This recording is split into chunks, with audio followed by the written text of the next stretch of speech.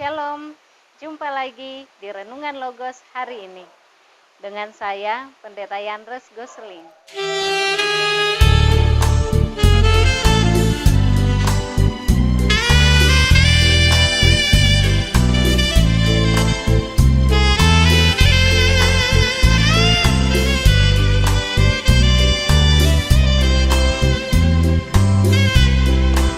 Setiap hari ku selalu memohon tolong Tuhanku,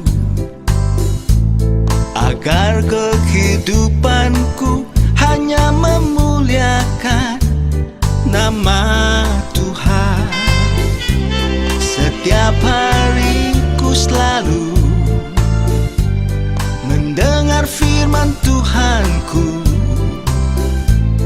agar kehidupanku hanya memuliakan nama Tuhan.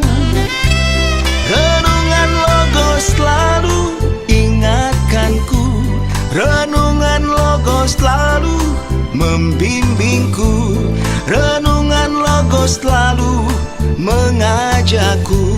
Puji Tuhan. Renungan Logos selalu ingatkanku, renungan Logos selalu membimbingku, renungan Logos selalu mengajakku. Puji Tuhan.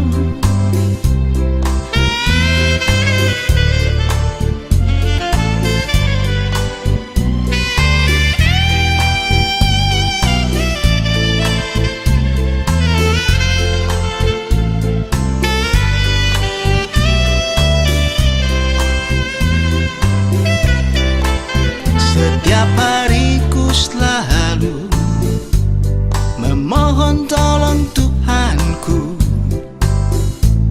agar kehidupanku hanya memuliakan nama Tuhan. Setiap hari ku selalu mendengar firman Tuhanku, agar kehidupanku hanya memuliakan nama Tuhan. Renungan Logos selalu ingatkanku, renungan Logos selalu membimbingku, renungan Logos selalu mengajakku. Puji Tuhan. Renungan Logos selalu ingatkanku, renungan Logos selalu membimbingku, renungan Logos selalu mengajakku. Puji Tuhan. Renungan Logos selalu mengajakku. Puji Tuhan.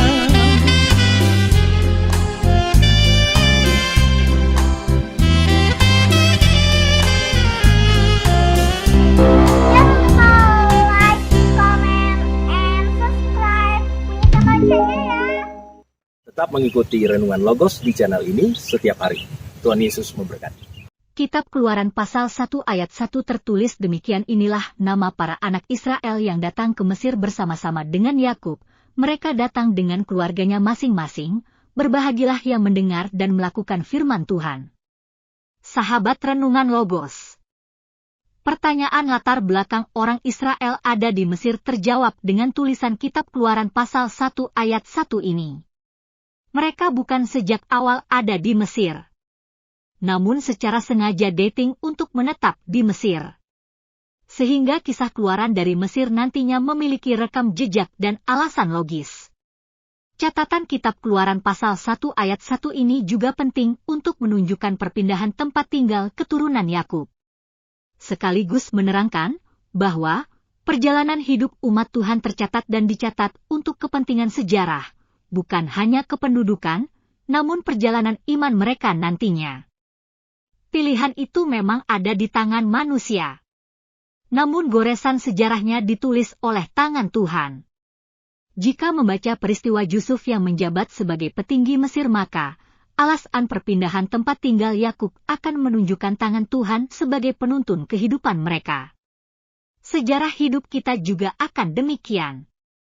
Bahwa di setiap keputusan untuk mengalami masa depan lebih baik, bukan hanya karena keputusan sendiri, namun sebab tangan Tuhan yang menuntun.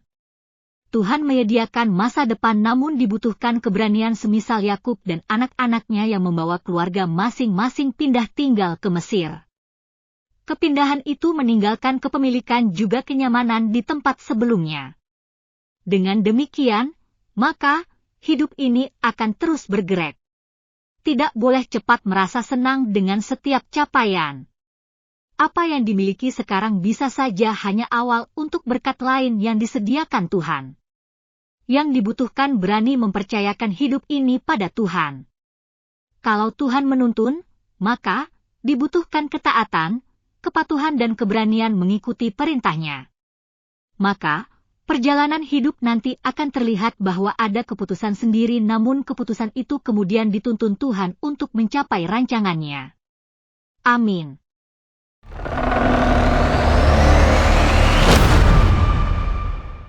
Jika sahabat Renungan Logos merasa dikuatkan juga terberkati oleh renungan ini, kami sangat senang dan kami mohon didukung dengan cara subscribe.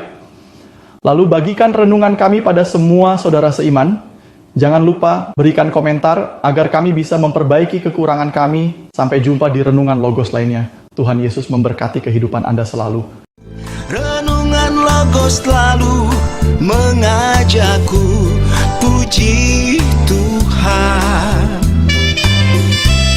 Renungan Logos selalu ingatkanku, renungan Logos selalu membimbingku, renungan Logos selalu mengajakku, puji Tuhan.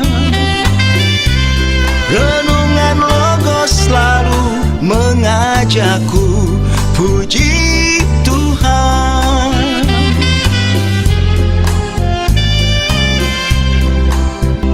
Jangan lupa like, comment, and subscribe. Bunyikan loncengnya ya. Tetap mengikuti Renungan Logos di channel ini setiap hari. Tuhan Yesus memberkati.